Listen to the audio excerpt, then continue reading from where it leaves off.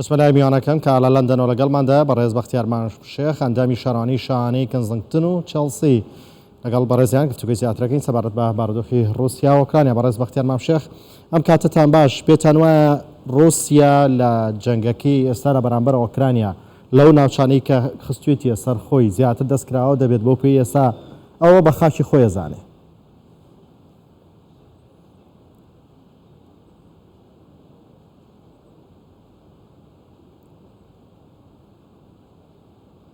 بەڵێ ئێوارەتان باش، پێم وایە ئەو شەڕە درێژ دەخایەنە جەنابیشتان و بینەرانی ژەنگە بەشێکیان بزان زۆربیان بزان شەڕەکە دەستی پێکردووە بە ئاسانی کۆتایی نایە.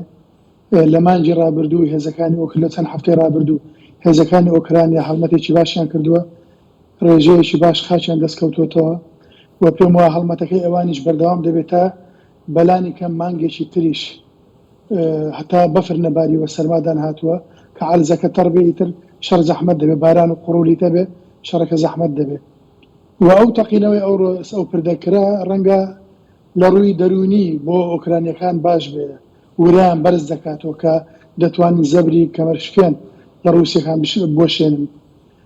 بەڵام رووسیا دەتوانێت بە ئاسانی ئەو پردە چاکاتەوە چەند ڕۆژێک یان چەند هەفتەیەکی تر پردەکە و سکەی شەمەندە فەرچا دەکات چونکەوە ڕێڕەوێکی سەرەکیە و ئەو درێژەوەکو گوتمانە سەرەتاوە درێژەی دەبێ و ئەوە شەڕی ئێشک شکاندنە دووبارە داڕشتنەوەی یان ڕێخستنەوەی سیستەمی نوێی جیهانیە.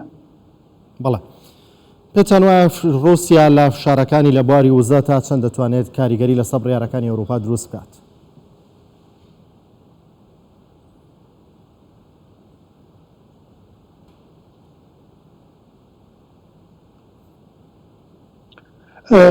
رووسیا لەو ڕووەوە زۆر کاریگەرە، چونکە تا ئێستاش زۆربەی وڵاتانی ئەوروپا پشتیان بە وزەی بە غازی هەرزانی رووسیا بەستە بوو. ئێستا بە ئاشکرا لە هەموو وڵاتەکانی ئەوروپا باسی ئەوە دەکەن کە کارەبان ئەمینێ بۆ چەند سەعاتێک ڕەنگە ببێ ڕەنگە نەبێ، بەڵام ئەوە ڕاستیەکە. ئەوە دیتمان ئەو بۆڕیانەی کە گازیان لولە گازیان پێدەگوازراوە بۆ ئەڵمانیا چەند ڕۆژی ڕابردوو تەقێنرانەوە لەژێر زەوی، چێ لە پشتی چێ لە پشین نەبوو کێشە نییە، بەڵام ئێستا بە فکردار غازەکە ناگەزرێتەوە، کێشەی وزە زۆر گەورەیە. لەوەش گرنگتر بڕیارەکەی دوێنەی عەرەبستانی سعودی بوو کە بڕیاریدا لەگەڵ وڵاتانی بەرهەمهێن 2 ملیۆن بەرمیل لە نەوت کەم بکەنەوە. ئەوە بازاری جیهان دەستێژێنێ. ئەمریکاش تێژاندووە کە پاڵپشتی سەرەکی شەڕی ئۆکرانیا، بەریتانیەکان پاڵپشتی سەرەکی شەڕی ئۆکرانیان لەگە ئەوروپیەکان کە نرخی نەوت بەرز بێتەوە وزەکەم بێتن. ئێمە خۆمان لێرە دەژین دەزانین چۆنە هەڵاوسان یەکجا زۆرە، وەزعی ئابووری یەکجا زۆر خراپە لە هەموو ئەوروپا و لە بەریتانیا.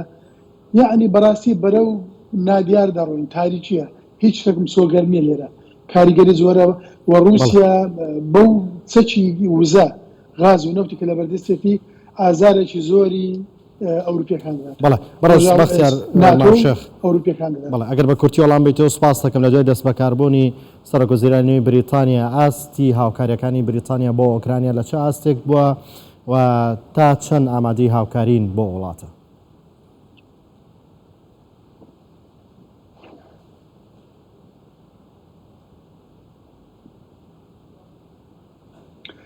سەرۆک وەزیرانی تازە بەشێک بوو لە کابینە کۆنەکە، وەزیری دەرەوە بوو، کاریگەریکی زۆری هەبوو، بەڵێنیدا کە بەردەوام دەوێت لە سیاسەتەکەی.